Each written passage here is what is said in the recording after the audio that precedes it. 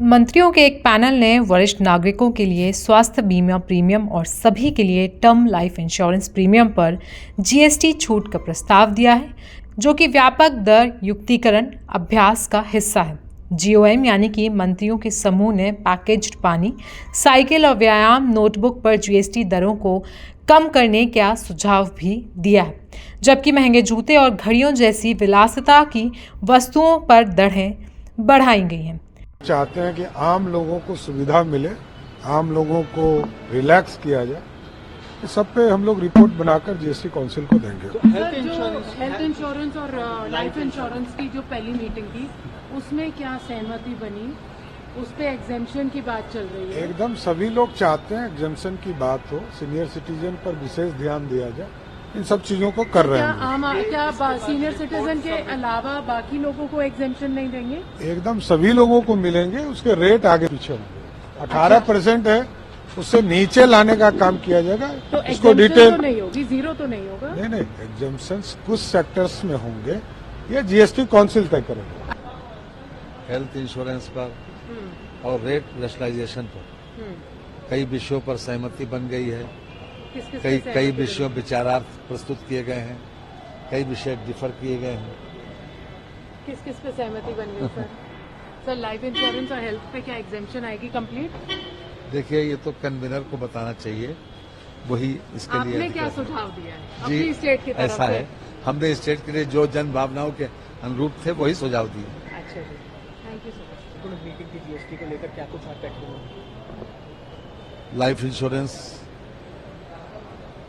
Health insurance पर GST का rate क्या हो, इस विषय पर आज विस्तृत चर्चा हुई। साथ ही साथ रेट रैशनलाइजेशन के ऊपर भी विस्तृत रूप से चर्चा हुई। अभी तो वैसे तो हमारे कन्वीनर ही इसके लिए अधिकृत हैं कि वो आप लोग कुछ बताएं, लेकिन जो उत्तर प्रदेश की जनता के को सहूलियत देने वाला और खास तौर से हमारे जो रेवेन्यू है उसके ऊपर भी हमको दोनों पहलू देखकर चलना होता है। इसलिए जो जन भावनाओं के अनुरूप था वही मैंने सजेशन दिया। देखिए, अभी बहुत सारी चीजें अलग अलग सब्जेक्ट पर डिस्कस भी हुई और उसमें बहुत सारी चीजें अभी प्रक्रिया में हैं, तो उनके ऊपर कई चीजों पे सहमति बनी है, कई चीजों पे प्लस, कईयों पे माइनस, तो चल रहा है। ऐसा कोई स्पेसिफिक अपन बात कर रहा वैसा नहीं है, लेकिन फिर भी एक गरीब आदमी के जीवन को कैसे सुलभ बनाया जाए, कैसे उसके लिए सरकार अच्छे से सोचे और उसको कैसे सस्ती चीजें उपलब्ध हो, इन दिशाओं के ऊपर कार्य सोचा गया है। पॉलिसीज पे जीएसटी जो 18% से घटाकर 5% घटाने की मांग की, 5% इलाज करने का। हाँ, चल रहा है, वो सब विषय अभी चल रहा है। वो अभी तक उस पर आज बोलना बहुत जल्दी होगा, लेकिन बहुत सारे इशू है और depend on product to product है, क्योंकि उसमें कई चीजें कुछ महंगी भी हो जाती है, कई सस्ती हो जाती है, तो उसमें हर चीज मिक्स है। मैंने बताया ना, गरीब के जीवन को कैसे सुलभ बनाया जाए, उस दिशा में तो सदैव ही भारतीय जनता पार्टी सदैव सोचती आई है, तो आगे भी वैसा ही उस दिशा के अंदर कार्य किया जाएगा।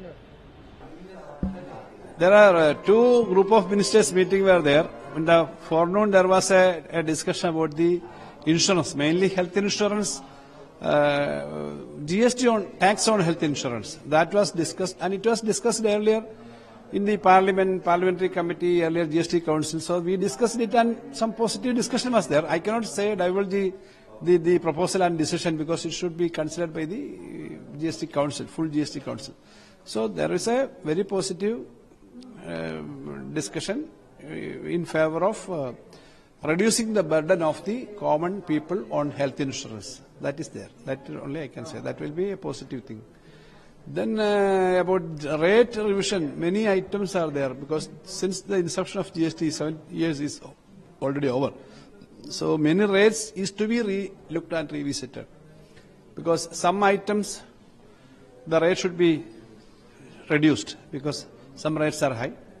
Some rates are very high, huge, high luxury items are there, whether they are to be increased, some items. These are the items which discussed.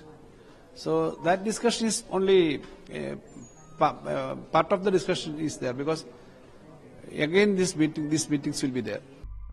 इस दर समायोजन से बीमा प्रीमियम कर कटौती से होने वाले नुकसान की भरपाई के लिए 22,000 करोड़ रुपए का राजस्व उत्पन्न होने की उम्मीद जताई जा रही है। आपको बता दें कि आखिर में ये निर्णय जीएसटी परिषद की बैठक में लिया जाएगा, जो कि नवंबर में होने वाली है। तो सरकार की ओर से जीएसटी की इस छूट पर आपकी राय क्या है, हमें कमेंट सेक्शन में ज़रूर बताएं। साथ ही साथ देश दुनिया की बाकी खबरों के लिए बने रहें जनसत्ता के साथ।